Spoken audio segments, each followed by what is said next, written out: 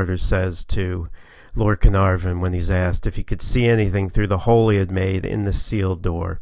And yeah, what he had come upon was an antechamber. This was just one part of the tomb.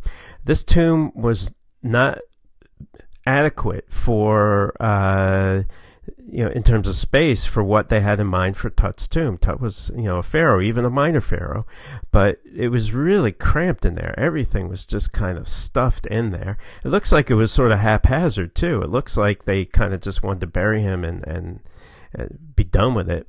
And get on.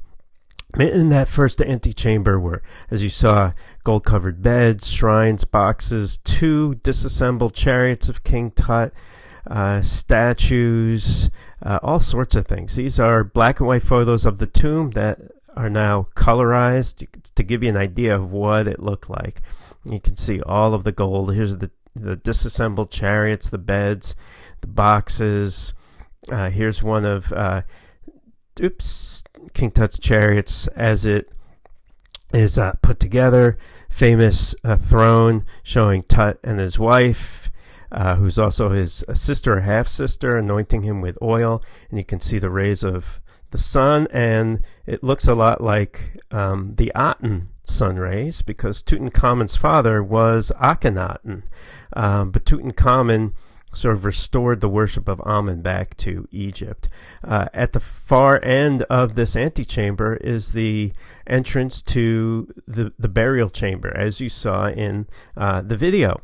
Over here, this is the material that Howard Carter moved a little bit to cover the hole that he made in order to access that burial chamber before before it was officially opened. As you saw, he wasn't supposed to do that, but he wanted to see what was there. Right? They had an official opening later, and once they opened that sealed chamber, everyone could see that the burial shrines were right up against the wall.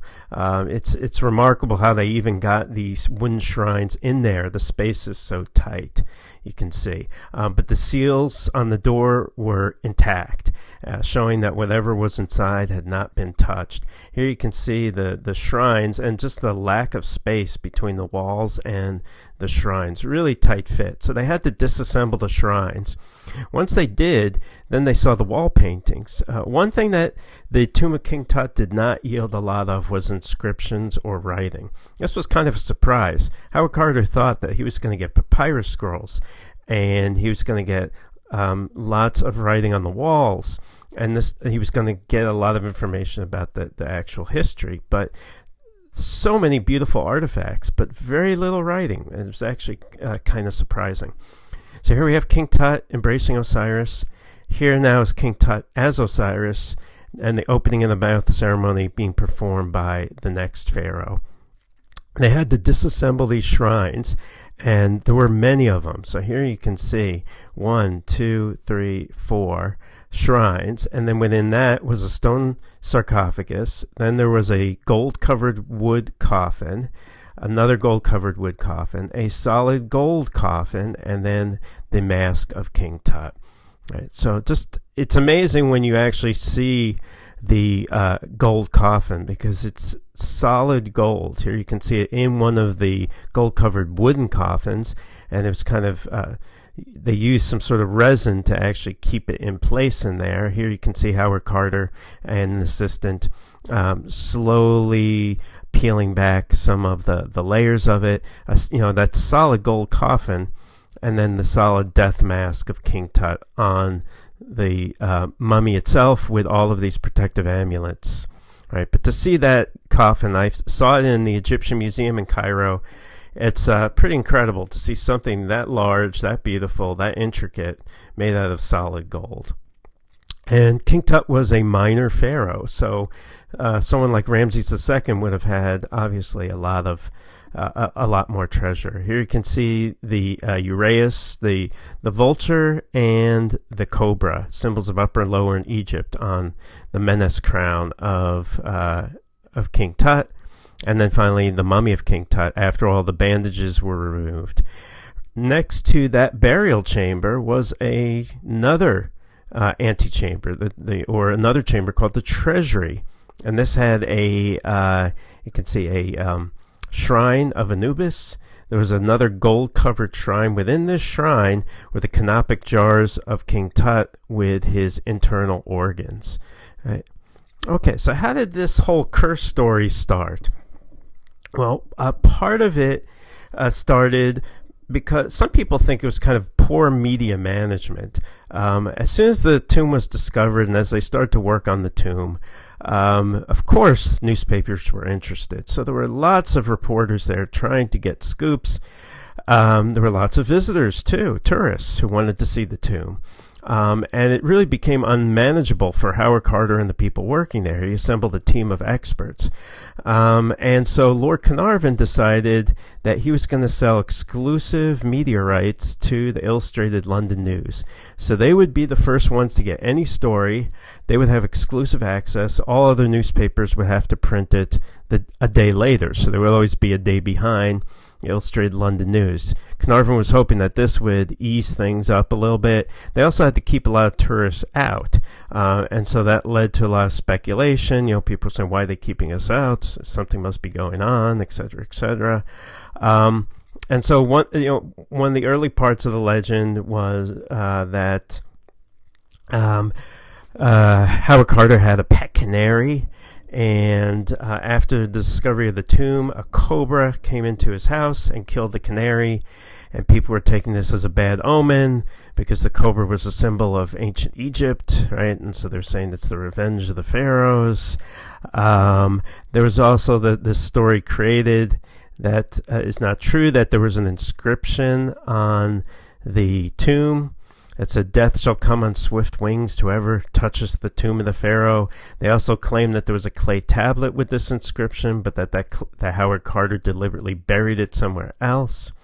And the real part of the curse story that most people focus on was a little bit after the official opening of the burial chamber, Lord Carnarvon died. Lord Carnarvon was in Cairo at the time. He had gotten a mosquito bite on his cheek. It scabbed over. He cut himself shaving, and it became infected. And he actually died of blood poisoning. And the legend says that when he died, all the lights went out in Cairo. Turns out it probably wasn't at that exact moment. And the lights going out in Cairo was not actually something out of the ordinary. You can imagine that in the 20s, the infrastructure for electricity was not that great. So you had power outages, routinely in Cairo. There's also part of the legend that when he died, his dog back home in England in Highclere Castle just immediately made a yelp and fell back dead. Highclere Castle is the castle used in Downton Abbey. This is the family home of the Carnarvon family. And some of his descendants have actually found stuff from the tomb that Carnarvon took with him, he wasn't supposed to, and hid in some secret areas of the castle, which is kind of interesting. So once he died, then these newspapers that were, wanted to sell papers but could only get the story one day after the Illustrated London News, decided that they would run with this curse story because it was a good way to sell copy. So they really went to town on this whole idea of a curse, especially after Carnarvon's death. Right? And, Hercule Poirot, the character from Agatha Christie, really says it best when he states, Agatha Christie wrote an adventure about an Egyptian tomb, right? That Poirot is asked if he believes in the curse, and he says yes. And then he tries to explain that he really didn't believe in the curse. What he meant was that I believe in the terrific force of superstition.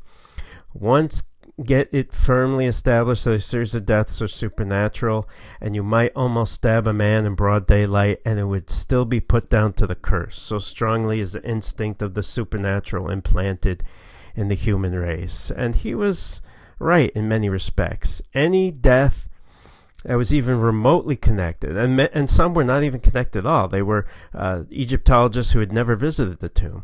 Any death of an Egyptologist after this point was, in the newspapers, ascribed to the curse of the pharaohs. Other people gave support to this idea were Conan Doyle, who wrote those two mummy stories, who was a big believer in spiritualism at the time, that you could communicate with spirits or ghosts. Also, Weigel, who was an Egyptologist, who was kicked out of Egypt as an Egyptologist by Howard Carter. Howard Carter got him kicked out. He came back as a reporter, and he was not too thrilled with Howard Carter, so he was happy to sort of spread this curse story. So who suffered next? Well, there was a financier, railroad executive, died of pneumonia after visiting King Tut's tomb.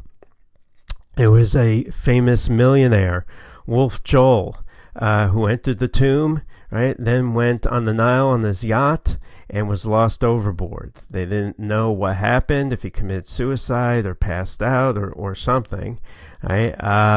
So that was attributed to Tut's curse. They also deliberately misinterpreted new findings, so that Anubis shrine, there's an inscription that says, "I am the one who prevents the sand from blocking the secret chamber." And the newspaper came out, "I will kill all of those who cross the threshold into the sacred precincts of the royal king who lives forever." Right? And they did that deliberately.